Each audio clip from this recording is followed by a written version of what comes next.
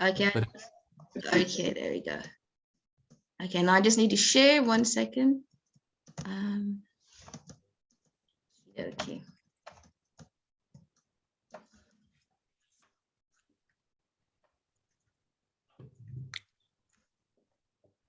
Okay, you're ready for me to start reading? Or? Yeah, yep. My side of the sky, I take to the stars when I think no one's watching. I keep myself to myself when alone in a crowd. I have no way of knowing if tomorrow will be back. I make no promises, ask no favors of your gods and masters. I have questions that need no answers. I like to think that I can keep my side of the bargain, to hold up my side of the night sky again. The next poem is interesting because I think Hichu is with us today. I left South Africa, 40 odd years ago, and my Afrikaans is kind of limited, to be quite honest. And as a woman in Clicks said to me once when I was trying to explain something to her in Afrikaans, she said, "At least jy het getry." But I read a poem and I kept hearing the first words in, I kept hearing the first line in Afrikaans. So I'll read you the Afrikaans. I did a version of a translation and I sent it to Hichu in Stellenbosch, an old friend of mine, Hichu Tritter, and he made it shine. So I'm going to read the Afrikaans first, and then I'll read the English version afterwards. As ek moet val, as ek op my knieë val, wanneer ek moet val. As ek vir een bid, wanneer ek vir almal bid. O, laat u lig skyn op die swart hart van oorlog. O, seën en bewaar die siele wat u laat sweef. As ek u seëninge vra nog een keer, sal u my oproep neem? Sal u dit enigszins hoor? I think you need to scroll up.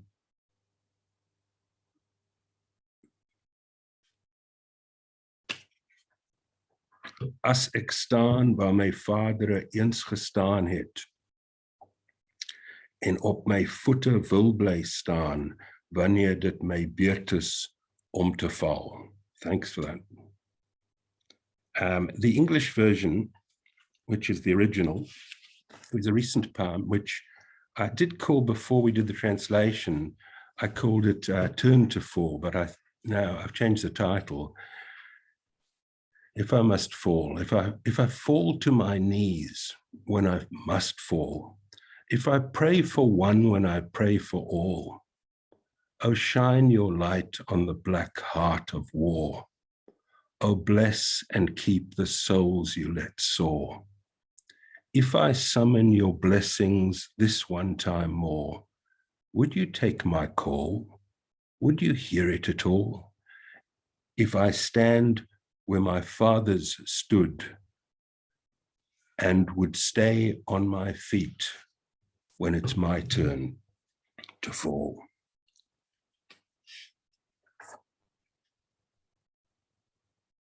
Yeah, there's a sense that, you mentioned that I'm in, 10,000 kilometers from you, and it's nearly 4 o'clock in the morning here.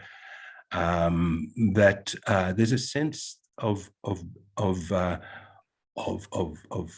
you're forever connected to where you come from. Gone. I've got plenty of practice at being long gone. I've been gone and gone and gone so long. I don't need to be told that there's no one home. I don't need to know there is no home until you find it.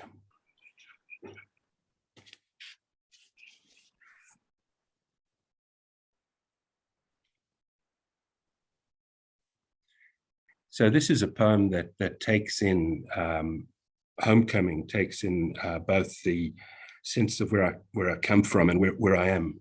I should explain that I'm on the outskirts of Melbourne, and that I spend most days I go down to an ancient creek below, and there's other poems related to it. It's called Malamalam Creek. But if you look at the first stanza there, it's pretty much, a world that you'll recognize. Homecoming, mountain clouds trail pine forest paths to places I come from.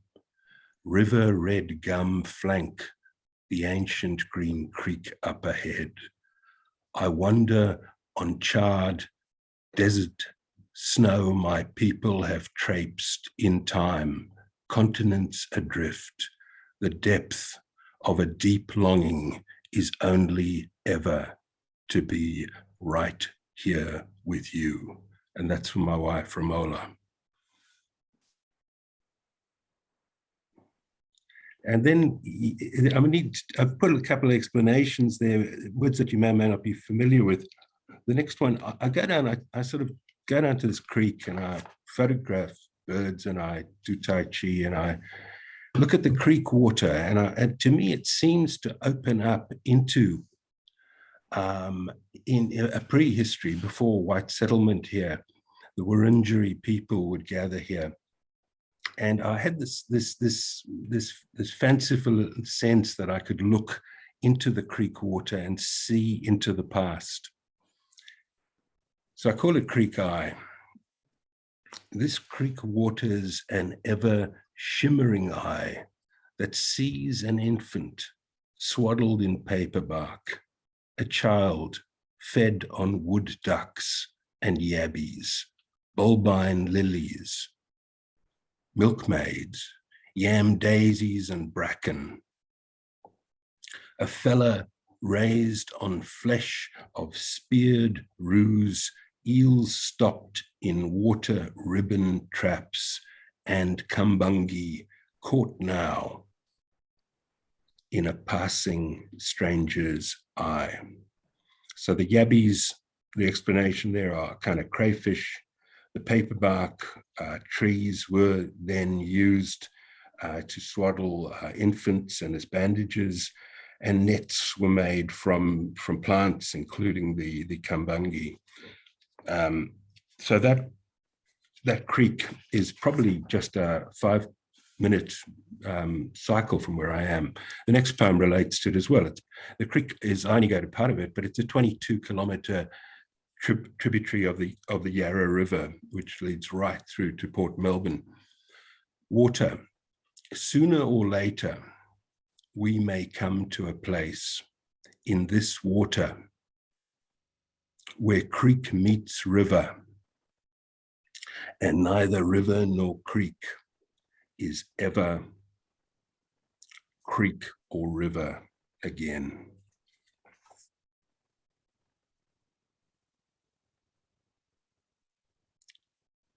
I'm up early these days. I've got my dog Jesse James at my feet right now, and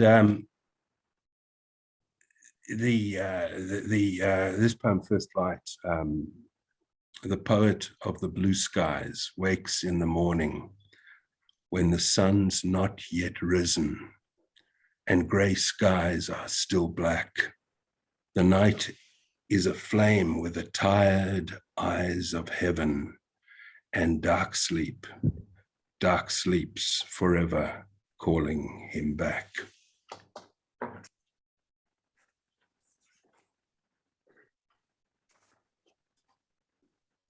Another very recent poem, just a week or so ago. I was going to call it My Red Bandana, but I don't have a red bandana, and I don't have a black eyes mentioned in the poem, and I don't have. I do have a blues harp. I've got 2 blues harps, I think in C and G.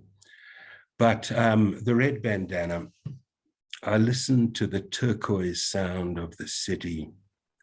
I'm not afraid to go out and about, proud in my red bandana, every greenish scarf that shades these black eyes a coal grey.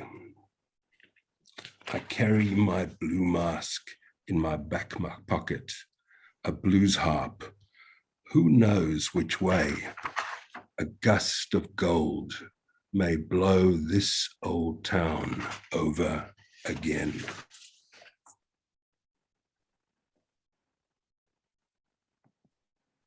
And another very recent poem, A Light. The man of yellow dust craves water. The man of blue earth craves air. The redland man looks to fire, the sun blazing a light in his wind-blown hair.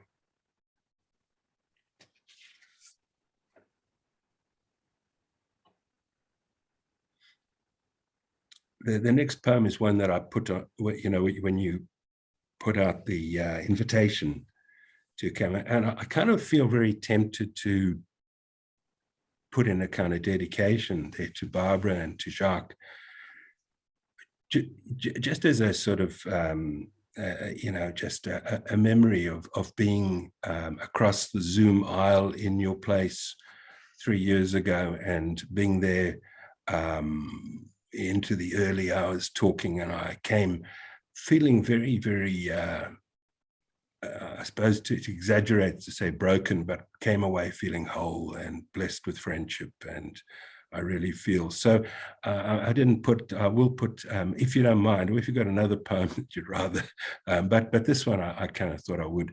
The cloudy sea, sometime I'll hitch a pony and sail upon the sea. Meantime, these cloudy skies are blue enough for me, Lord, blue enough for me.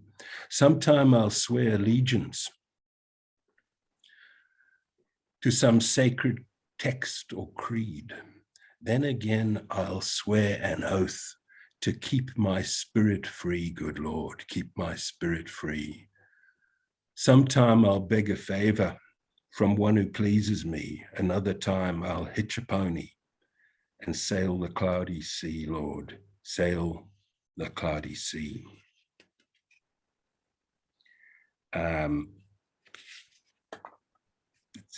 If It Rains was written at a time of flooding up north. There's even quite a well-known Afrikaans novelist, Eben Venter, who lives up in Lismore, was completely flooded out, all his books.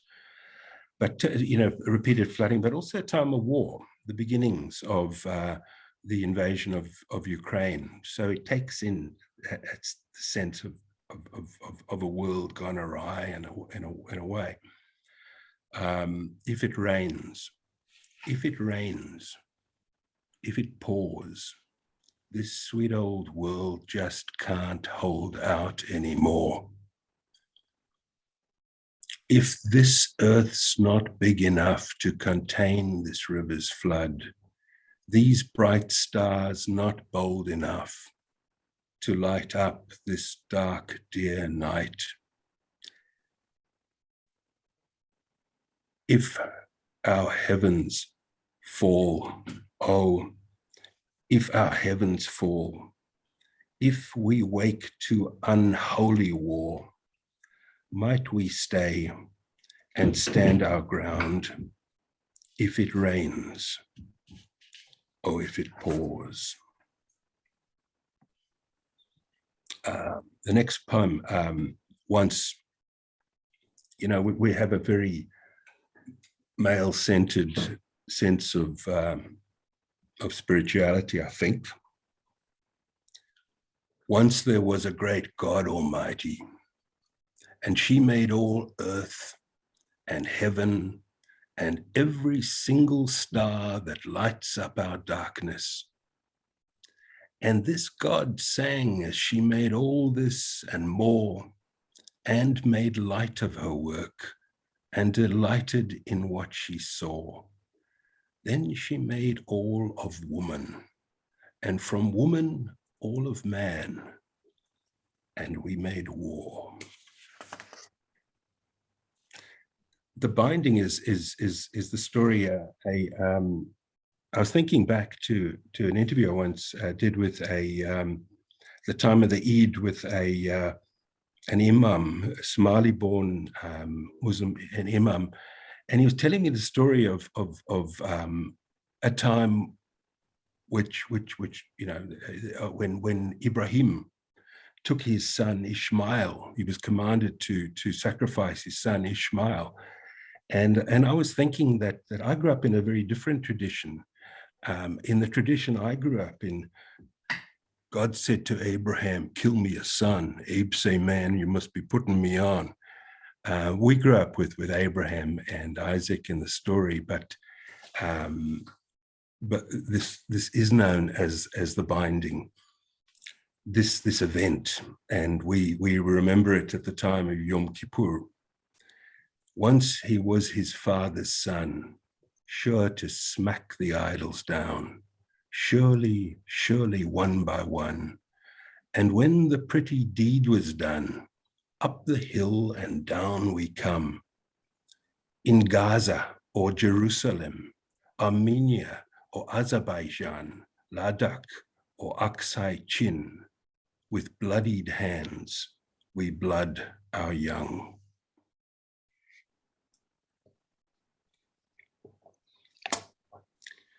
Yeah, this is a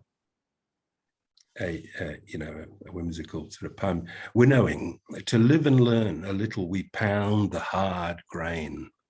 The staff of life is losing the stuff this wind betrays.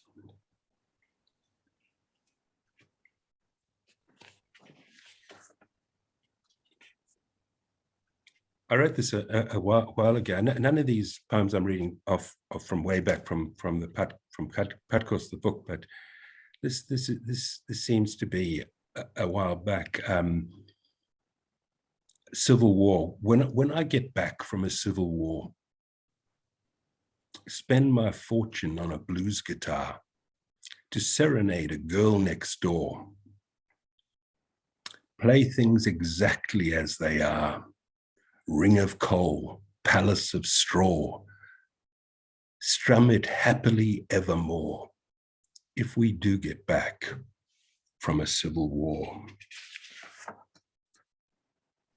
Now, I've got a friend in the other side of Australia who has been, is very musical, and he's also from Cape Town, and his name's Bobby Becker, and he's been putting my songs, my poems. I'll send him an audio, and he's been sort of put music backdrop. He plays guitar and oud. I play guitar, and I'm learning oud, which he gave me actually, and I've got a poem about that.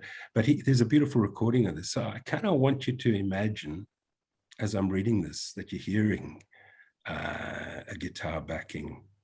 A very gentle guitar backing.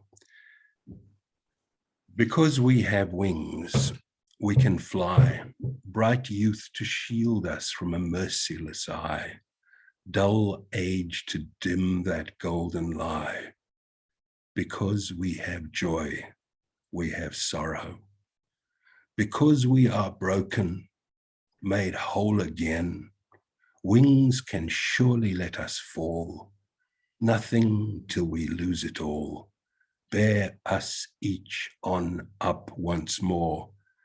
Because we have this day, we have tomorrow.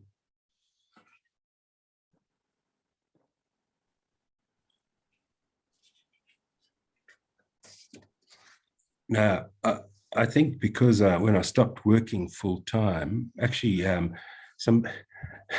I think I'm doing the real work these days, but I used to spend an hour each way to the city, and I've lived here for decades, and I've never been as aware of the bird life. And the birds that are mentioned in this poem, which is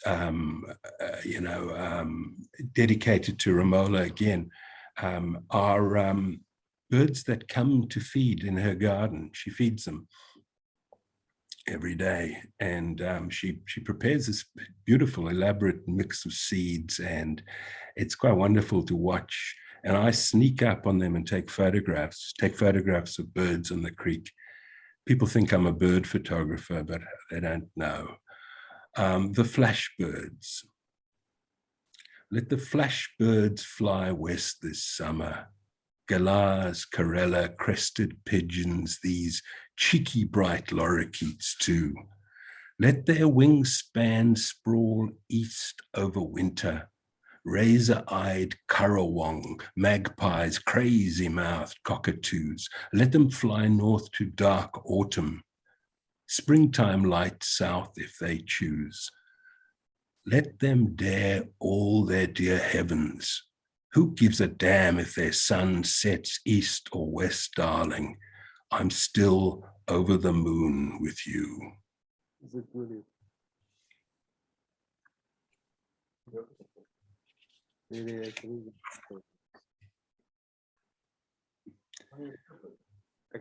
So the next poem is about flying. And you know, I come from I was thinking, you know, it's been a preoccupation of mine lately that we come from a burying culture, and people are close to me, including my wife, come from a burning culture. When you go, but I'm not too crazy about the thought of being buried or burned, so I'm learning to fly. When we fly out the window, through walls that would hold us, entombed in things that contain us, fast lives emboldened by bright lights that fade us, a darkness that binds us to knowers who know us, false gods that claim us. When we fly out the window, we can't fall. Now, if we had video here, if you were able to see me as I have been seen when I've passed times, and I'm not sure why that is, I would hold up a feather. This is going to be my stunt, and you would, to show you a cockatoo feather. Cockatoo being regarded as hooligans to locals, but they're incredibly beautiful white. I'm told they're also black cockatoos, but the ones I see here are white and with a kind of golden crown, and they come to feed here, and they come marauding in groups, and the beauty suddenly is diminished when you hear the kind of loud squawk. So this poem is observing a cockatoo in flight from a rusted shed that we have at the back. What yellow gold crest dare strut this rust only ever to leap? A sudden ruffled puff of lemon tinged white, unfurling its wingspan to trail every raucous squawk that ever framed this cloudless sky. The next one, The Gateless Way, my friend Paul, who, if you've got Padkos, then the foreword was written by a guy called Paul Croucher, who is a poet and used to have a bookshop called the Red Wheelbarrow, which is, I guess, a Zen Buddhist, and he got me interested in a book called The Gateless Barrier about koans, and is, to me, I feel sometimes like a boxer who has a trainer in his ring, some wise guy saying, keep the left up, duck, bob, weave, because this guy, Paul is not with us, right? You're not listening, not in part of this podcast at 4 in the morning. But I dedicated this to him. So the flock of angels is actually just a bunch of, a group of cockatoos in a tree. I heard a flock of angels come crying from a tree, and thought some god must love such devils to let them fly so free, to gift them boundless heavens along the gateless way. As we kneel to beggar a feather, they rise to brace their day.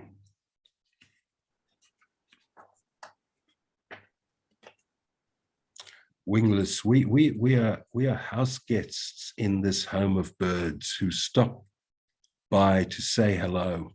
We have no way to whistle up a flurry or overstay our welcome. Wingless we go when it comes our time to fly.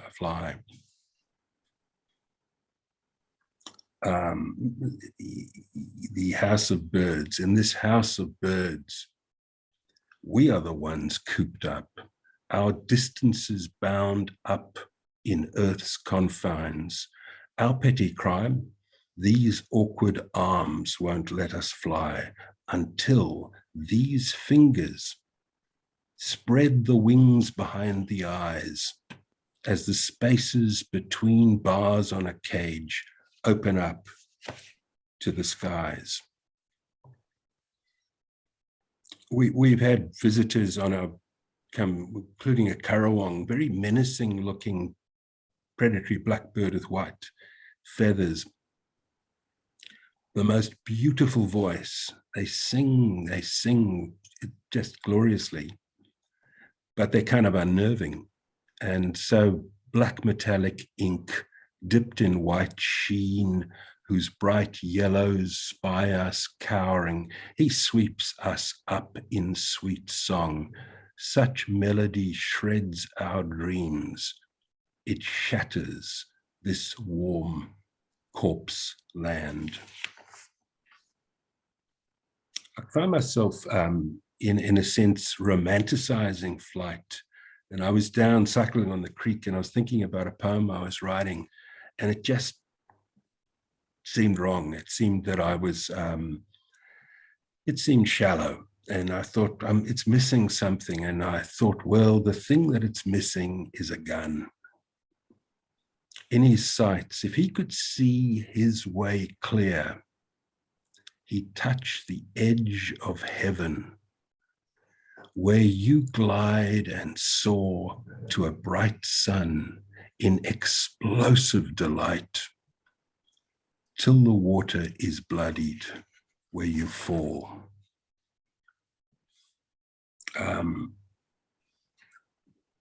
At my feet right now, I'm kind of unable to really stretch my legs out because I've got Jesse James, the outlaw, my dog, sleeping on my feet.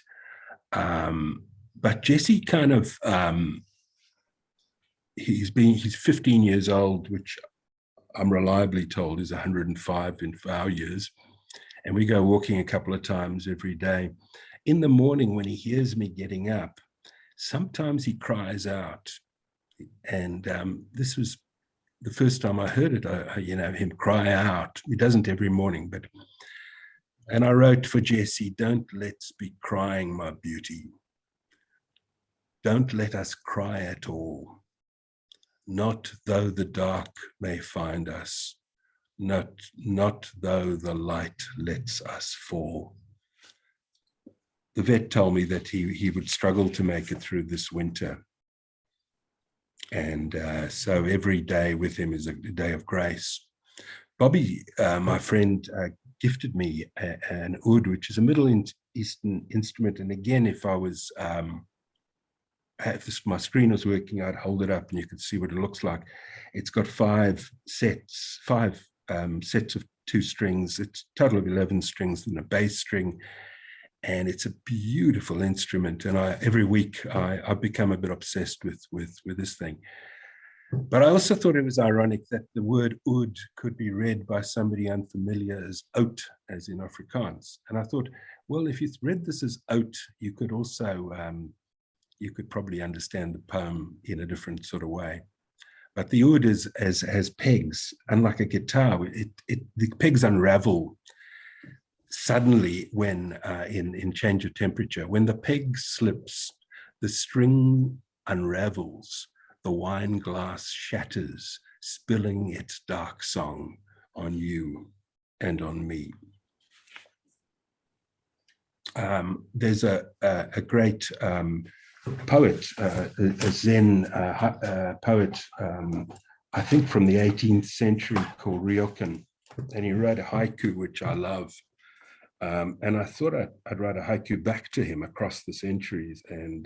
But what he wrote was, "The thief left it behind, the moon at the window." And I thought, wow. And so I wrote this, almost addressed it to him. I said, "The thief who left the moon behind when he stole away from you thought he might catch a glimpse of it inside the morning dew." So I hope Rio can hear me, but I'm just joking. But yeah, look, a beautiful haiku. I love it.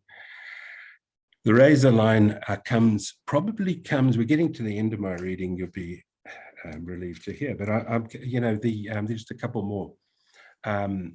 Comes from I did many interviews with as a journalist with, and it was part of a PhD I did, is re-interviewed people who'd fled Iraq, Iran, Syria, Afghanistan. And I guess that it was the back of my mind when I wrote this. And then later, I thought of people fleeing the Ukraine. We prayed we'd left it in good time to make it over the razor line. Last glance at the promised land. All that's precious on your left hand, all you cherish left behind, no chance we'd be back again. Nobody said so very much, except your blue-eyed boy and mine, asking where and when and why, and if God stayed up so late, and if he really would watch over us. The next poem is a very short poem, but it's the sense of how blessed we are not to be in the midst of the cruelty that happens in many parts of the world. I'm making an assumption that we are. Fingers, cold, dark night, safe in bed. A world of woe overhead. Counting my lucky stars with my fingers.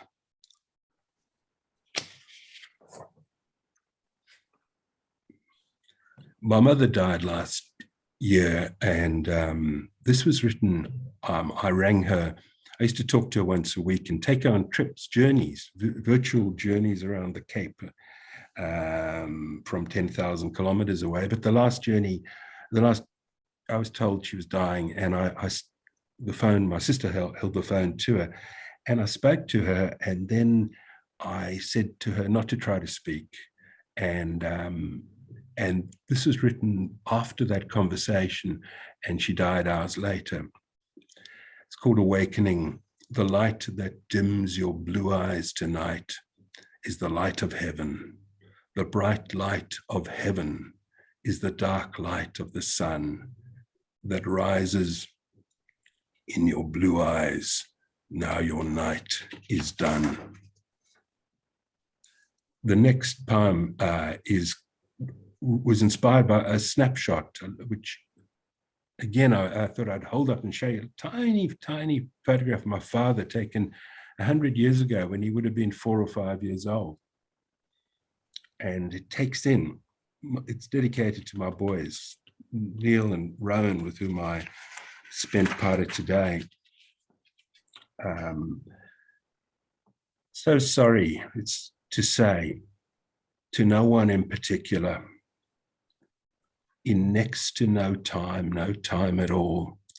This snapshot boy soon enough was a father, and I, in another, his son. And though not so much of consequence remains to be said right now, if at all, I said I'd be back again, and was on my way back when I heard he was gone. Now I wave as car lights enter the gracious night, wave till my son's outstretched arm is out of sight, knowing in next to no time at all, our time will come. Net zero was once we held our heavens high, and devils crept on dirty feet as each death laughed and cried inside its corner. Now saints and sinners hand in hand go footloose on the golden sand as fools like us make merry ever after. Time is on our side is a Rolling Stones song, and I wrote this. I'm not a huge fan of theirs. I'm a Bob Dylan fan.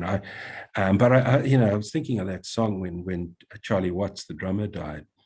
Time is on our side in fits and starts. We hold it close as shards of glass, in bits and pieces, in broken hearts. It skips a beat and lets us pass. The whirling, or just whirling. I was thinking of whirling dervishes, although I think that's not really what the poem is about. I remember seeing the whirling dervishes from Turkey here, fabulous, extraordinary. But I know that I will find you as I turn to face the east, where earth splays its fingers to let the first light through. And I know that I will find you turning to the west, where this dark night has another bright day crueled.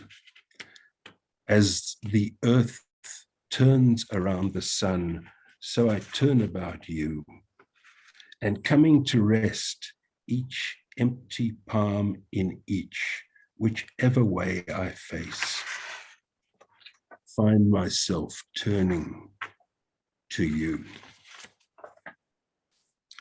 Two last poems, and then you're done with me. Sorry.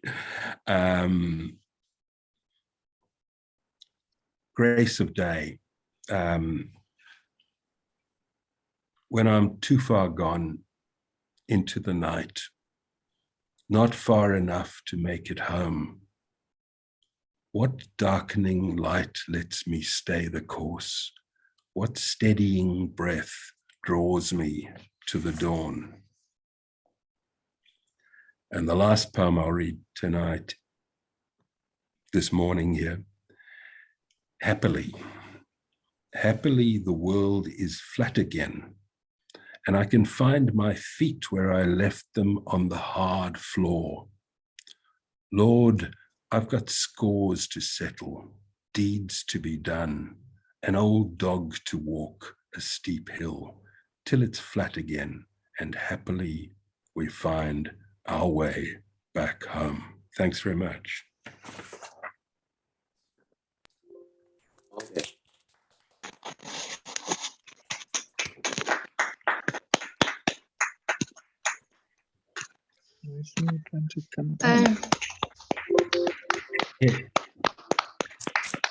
If anybody wanted to ask any questions, I'm happy to. Yes, thank you very much, Larry. So we will take some questions. Perhaps you could raise your hand, and after that we could go and see if anyone posted anything in the chat. I thought perhaps I could go first. I was very, I liked when you mentioned Bob Dylan, because right off the bat, I thought you just have this sort of Leonard Cohen sort of quality in your voice to begin with, but also thematically, you often write about these recurring themes, religion and the angels, and then also the musical quality. So it's not so much a question, it's more a commentary. I thought, I'm a musician myself, and I thought it was very, very much Leonard Cohen-esque and very compelling and enthralling. Thank you very much. We'll start with Jacques and then Francis. Right, thanks very much for that. Yeah, sorry, Jacques was gonna, is that right?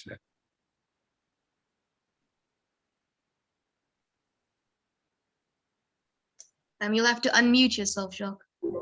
Oh, I got it the wrong way around. I thought I was muted before, you see. No, I didn't know if you wanted to say more in response to Lisa before I ask my question. Look, I was intrigued to hear that Lisa's a musician. I really appreciated her comments. I have the misfortune of having a birthday next week on the same day as Bob Dylan, and he gets all the attention. I'm not sure why that is. It just means a lot more candles to blow out, I guess. But I really appreciate, Lisa. I think that was really sweet of you and good of you. And I'm so sorry. I must apologize that my computer, for the first time, I set this all up in my paranoid state, thinking that I'd be able to make sure that I was, everything worked. But so I'm sorry. I can't, you're just seeing my poems on a screen, and I'm reading them. But thanks very much for that. Sorry, Jack, you were going to ask a question. Before I ask, I should have thought of it before, but you could just try Alt V, because sometimes Alt V manages to turn the video on. You just want to Alt V. Alt V. No, it's telling me cannot start video, fail to start video. Oh, right. Well, it doesn't select another camera. So nothing is perfect. Yeah. But so Jack, I got dressed up in my tuxedo for nothing. It's been absolutely wonderful listening to you and sitting across from you in the Zoom sphere. And I wanted to ask something. I've got two questions, actually, in case you don't want to answer the first one. Yeah. The first one is about the beauty that is the first beautiful thing that one notices reading your poems, almost, is the hidden rhymes in them. There are rhymes, but they're not at the end of a line. And so you find yourself in this world where beauty is always present, and it's slightly hidden. You feel as if you go around corners all the time. So that's the one thing that I really noticed tonight. Did you want me to talk to that? Or? Yeah. Yeah, thanks. And you have mentioned in the past that I had a period where I kind of felt that I shouldn't rhyme, and if rhyme is too obvious, or sometimes you listen to a song and you can almost second guess where it's going. The rhyme's coming. It's like the moon and the June and spoons. And I've written poems, and some where I've just ditched them because I knew they rhymed, and so I thought, well, and then later I thought, no, rhyme is a beautiful thing. But I always found that there were rhymes that weren't intended, and so I'm kind of writing. As I'm writing, I'm listening, but I'm not, Paul Croucher says to me, did you count the syllables? And I'm not really listening to syllables. I am thinking of rhyme. But I'm not trying to hide it deliberately. But I just don't, I think rhyme that's too overt and obvious or can I guess I'm just, there's no deliberate attempt to hide the rhyme, and all of this is an accident and a big mistake. For me, it's a very, very major part of the joy of the poems, is that you keep, it's a big part of their surprisingness. You find them, but then you find them again, but you don't find them where you expect them. Yeah, I guess I need to read my own. I'd love to sit with you and gain your wisdom and your insight. And I always find when you read my poems or comment on them, because we correspond, and you and Barbara, I find this incredible generosity in reading and asking this question, and the way you're asking the question. No, I just like the generosity of interest in other people's writing and mine, and I feel blessed in that regard. No, I just really just love the stuff. That's no, thanks. Can I say something? Oh, just say that Barbara's can Barbara ask something? Yeah. Hello, Larry. Hi there. It's wonderful to hear you. just off the record, any time you want to come and visit and read your poems to Jacques and to me, you're very welcome. Okay. Well, the one thing we didn't talk about when I sat for hours with you that night was poetry. Well, the second thing about your birthday and Bob Dylan is you've got to add about 1 million people in China. Yeah. Yeah. But in listening to these poems this evening, which are just so beautiful, I hear your deep spirituality in the birds and in the creek and in everything that you notice so minutely and so beautifully. And it is really such a gift to listen. Thank you so much. No, that's really, really sweet, really good of you, and your poetry is really beautiful. I mentioned also, and that's really beautiful. I think that anticipating a question which isn't asked is the sense that you mentioned the creek, and I'm talking from 10,000 kilometers away from another part of the world, but I think that, you know, I'm an outsider who worked as a journalist and delights in seeing fresh things here. So a lot of people talk of longing for the Cape, and a friend of mine, I sort of posted on Facebook an old photograph of my mother, and he said, "You've put Cape Town. You're in Cape Town," and I said, "Yeah, I'm on the Malamalam side of Cape Town." The creek side, and I think I just feel really, really blessed to be here and there and wherever we are. So maybe that comes across in some way, but I appreciate what you're saying. Thanks. And I wanted, just before I forget, to say how, really great it is that this reading's taking place at the same time, just days after the launch of Jacques' new album, your album, and how much I look forward to hearing it. And I think from what I hear, every household should have one, and I think people should be queuing up and I think you should put the sale details. So, since I have nothing to offer for sale for anyone, I think Jacques, it's not just the Jacques, it's the band's album, isn't it? Or it's a solo album. Yeah.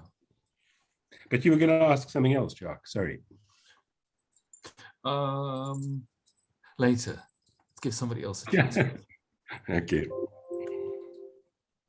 Thank you, Barbara and Jacques. I agree. You're very generous, Jacques, and I agree with Barbara. I think it's deeply, deeply spiritual writing. Francis, are you ready? Are you still with us? Yeah. Hi, everyone. Hi, Larry. Hi there. I just want to say that your poems were so stupendous. Like, I really enjoyed each and every one of them.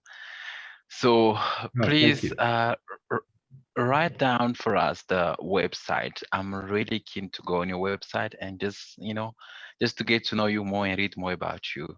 And I really loved that poem before. It was on, I can't remember the name. It was right before Red Bandana. And I think it was page 9, on the page 9. I really love that poem, but I can't remember the name. So my one question I wanted to ask was, do you always write the time and when exactly that poem, came to your mind, or when you put it down? Because I could hear as you were reading the poems, you were actually mentioning even when it happened, like the one about your mother. Sorry about that. Sorry to hear that. And each and every poem that you read for us tonight, you could say this was when I wrote. You could actually give us, time, when it happened. So, do you write it down? Do you write the time? Do you write the date? Do you write the year? Do you write the details down? No, thanks, Francis, for your interest. I'm trying to remember which poem you were. I think it might have been, but anyway. But I'll think of it, the one you were mentioning earlier. But I don't write And one of the interesting things I find when I put together a book, a dear friend of mine, Mike Canty, is a publisher, contacted me at some point, and he published with his Watermark Press the book Patkos, and it includes poems that I wrote when I was like 16, 17, and I think that the poems I wrote then are, if I put dates on them, that would, or dates on poems, they would pigeonhole. They would, they would tie it to a particular time. I mentioned my mother, I guess, just for the context of that particular poem, but I definitely don't. And I think the poems that I wrote way back and the poems that I write now are all, just the same voice. Awesome. I don't know if that answered it, but I definitely don't keep. Maybe I should. Are you suggesting that I should? No, it was just a curious question, because your poems are just so nice that every time you read them, one could just close their eyes and they could imagine themselves like, standing next to something, like just a particular time in history, a particular time when it happened. So I just wanted to know if you do that, but I really enjoyed each and every one of your poems tonight. No, thanks. It's a real gift to me, what you're saying, and I feel really, really grateful. So thanks very much for that. You're welcome, Larry. Thank you. And I'm just sorry, and Francis, I'm sorry that I don't have a book of the newer poems written over the past 2 years or so, because I'd be flogging it. I'd be telling everybody, here's where you can get my book of poems, but there isn't another book of poems. They're just there, but I put them on the website. If you go into the website, a lot of it's my journalism and other writing, but if you go in the poetry section, you can call up the book Patkos is there, although it doesn't seem to space the stanzas, but there's another section called New Poems, and most of the new poems are there. And a friend of mine who has been helping me put them up told me that they caused her to weep. And she said, my poems brought about a dark night of the soul. She mentioned about the poem that I read right at the start. She said, My Side of the Sky. She said, this one didn't depress me. So I was quite happy to hear that. But also, if you go to that page, which is called Poetry on that website, you can hear some of the, I think, half a dozen or so recordings of the music I mentioned. I'm reading them, and in most cases, Bobby is doing the backing. And in one case, I played oud on that one recording, and one is a song that I once wrote years ago. I better shut up and let the next person ask a question. Otherwise, you'll have me talking forever. But thanks very much. Appreciate it. You're welcome, Larry. Thank you, Francis. Do we have any other questions?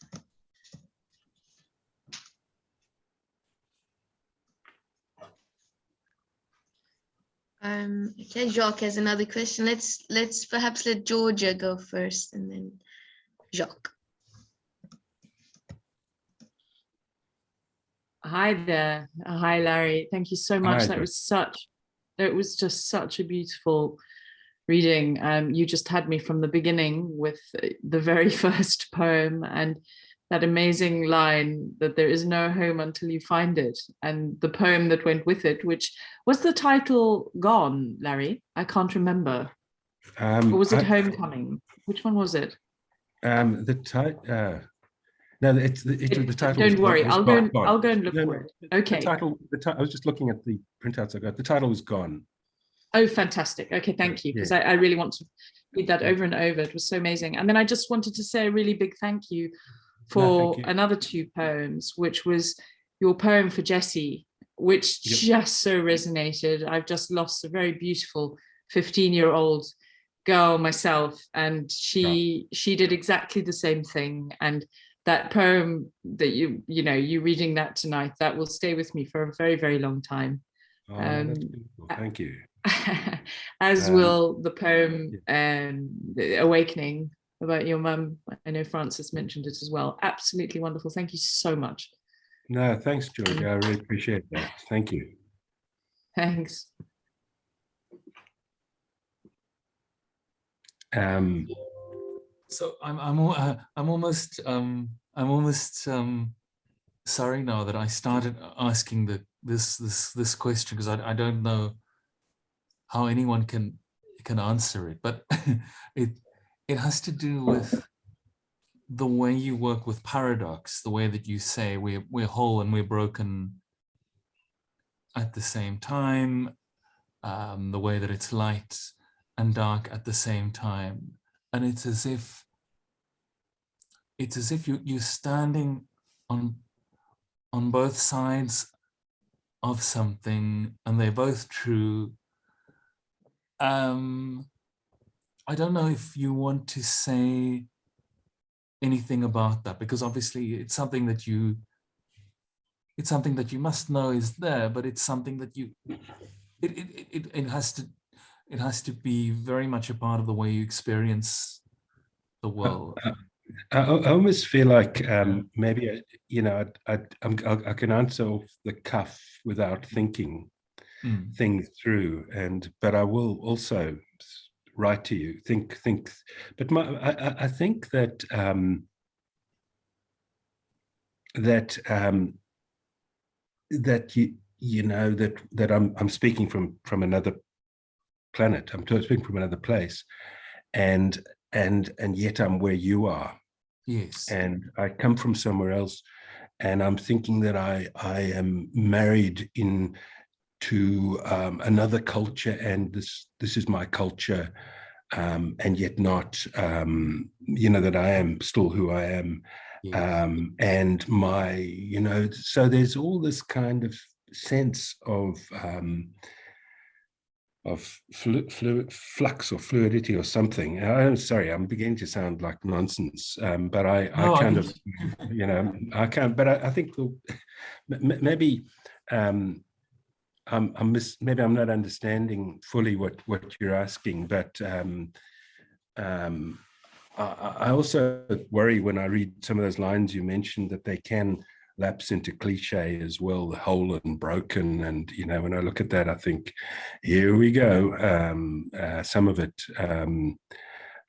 So I've got to shake things up. So, which is why I put a gun in one poem. I was looking at a bird in flight, and I was thinking, gee, I'm writing about the glory of flight, and we can't fly, and we cooped up, and we all this kind of stuff. But flight isn't all about the glory of flight. It's also about falling, and so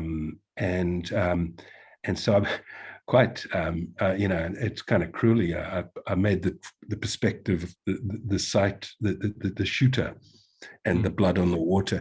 I don't quite know how to answer it, but there's a sense that things are more complex and nuanced than we can understand ourselves. And in terms of the poems, I think you see things in my poems that I could take some instruction from you, Jacques. You could tell me a bit about what I'm saying. No, I think understanding is not is not helpful.